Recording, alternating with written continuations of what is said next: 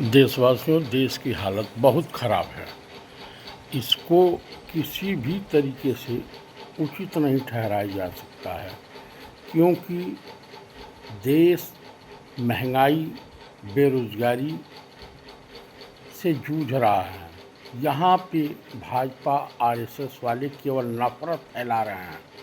अभी बिहार में जो इलेक्शन हुआ है, जो जिस तरह के धांधलेबाजी हुई है, chief election commissioner Gyanesh Kumar Gupta ने जिस तरह से बेईमानी करने का रिकॉर्ड तोड़ दिया है, और लोकतंत्र के लिए ये सब घातक है।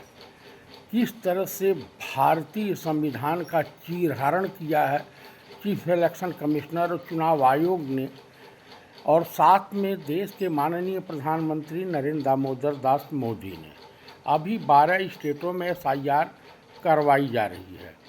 अब यहाँ किस तरह से किसका वोट काटेंगे, किसको जो है भाजपा के वोटरों की संख्या बढ़ाएंगे, क्या करेंगे क्या नहीं करेंगे, किस तरह से खेला ये करने जा रहे हैं, ईश्वर ही मालिक है।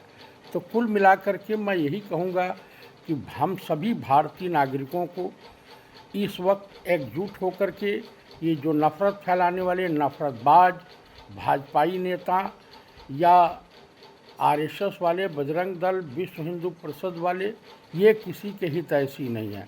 ना ये हिंदुओं के हितैषी हैं और ना ही ये मुसलमानों के हितैषी हैं।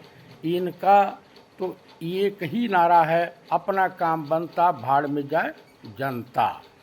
तो कुल मिलाकर के देशवासियों, हम सभी लोगों को विशेष रूप से सावधान रहना है। जिस तरह से बिहार में बिजली विभाग में लगभग 62,000 करोड़ का घोटाला हुआ है, उससे पहले कैग की रिपोर्ट है, ये मेरी रिपोर्ट नहीं, कैग ने साफ शब्दों में कहा कि लगभग 72,000 करोड़ का घोटाला नीतीश सरकार में हुआ। और आप बताइए कि जिस तरह से बेरोज़गार नौजवान, महंगाई से पीड़ित वहाँ की पब्लिक, पलायन, जिस तरह से दूसरे स्टेटों में लोग जा कर के अपना रोज़गार कर रहे हैं। आप बताइए कि आचार चुनाव संहिता का खुलेआम उल्लंघन हुआ है, और ये अंधा धृतराष्ट्र बना chief election commissioner Gyanesh Kumar Gupta ये भली भांत बेशर्मी की इंतहा पार करके देख रहा था। राहुल गांधी जी जो कहते हैं वो सत्य है, 101% सत्य है, इससे इनकार नहीं किया जा सकता है। तो मैं देशवासियों से अनुरोध करूंगा कि ऐसे चुनाव अधिकारी के खिलाफ, ऐसे चुनाव आयोग के खिलाफ और ऐसी भाजपा की घटिया नीतियों के खिलाफ आप सभी को रोड पर उतरना पड़ेगा। नहीं तो देश एक दिन जिस तरह से ईस्ट इंडिया कंपनी के अधीन था, सेम उसी तरीके से देश बर्बाद हो जाएगा, और देश का हर युवा, हर इंसान उसके लिए गुनहगार साबित होगा। हिंदू मुसलमान, भारत पाकिस्तान, मंदिर मस्जिद करने से समस्या का समाधान होता है? आप लोग खुद सोचिए, मैंने किस तरह से देश किस तरफ जा रहा है। आया था गंगा का लाल बनकर के, रह गया गौतम अडानी, मुकेश अंबानी का दलाल बनकर के। कम से कम देशवासियों अगर थोड़ी भी लज्जा हया बची है तो अपने पूर्वजों की कुर्बानी को याद करो। किस तरह से देश हमारा सैकड़ों साल गुलाम रहने के बाद किस तरह से हमारे पूर्वजों ने कुर्बानी दे करके और इस देश को आज़ाद कराया, और जो उस वक्त ईस्ट इंडिया कंपनी की दलाली कर रहे लोग थे, चाहे वो आरएसएस हो, विश्व हिंदू परिषद हो, ये क्या कर रहा था, हिंदू महासभा हो, ये दलाली कर रहे थे, अंग्रेज़ों की चाटुकारिता कर रहे थे अंग्रेज़ों की। तो हमें आपको भली भांत ये सोचना पड़ेगा, ये विचार करना पड़ेगा कि देश किस तरफ जा रहा है। तो हम सभी लोग इसके लिए गुनहगार साबित होंगे।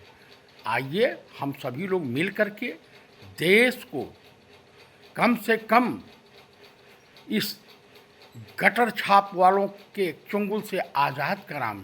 आप बताइए कि देश के प्रधानमंत्री, माननीय प्रधानमंत्री श्रीमान राजा बाबू उर्फ छैला बाबू का क्या योगदान है? आप मुझे बता दीजिए। इसको शुद्ध अंग्रेजी नहीं आती है, पढ़ा लिखा आदमी है नहीं करे। प्रेस कॉन्फ्रेंस इसने आज तक कितनी बार किया, करता ही नहीं है। एक बार कर्ण थापर ने इसका इंटरव्यू लिया, ये पानी पी करके भाग चला था। और देश में जितने आतंकवादी हमले हो रहे हैं उसके लिए भाजपा सरकार गुनहगार है, उसके लिए अमित शाह गुनहगार हैं, उसके लिए नरेंद्र दामोदर दास मोदी गुनहगार हैं, उसके लिए आरएसएस गुनहगार है। क्योंकि सरकार इनके पास, सत्ता इनके पास है। देश की तमाम संस्थाएं, चाहे बीएसएफ हो, आईटीबीपी हो या जितनी भी फोर्सेज हैं, सब इनके अधीनस्थ काम कर रही हैं। अब फिर आतंकवादी कैसे घुस जा रहा? ये बड़े शर्म की बात है। इसका मतलब ये सब चुनाव जीतने के लिए ऐसी घटनाओं को अंजाम दिलवाते हैं। इसी के साथ मैं देशवासियों को नमस्कार करते हुए, सैल्यूट मारते हुए और कहूँगा कि इस चैनल को अधिक से अधिक संख्या में सब्सक्राइब करें, लाइक करें और कमेंट करें। जय हिंद, जय भारत, जय कांग्रेस।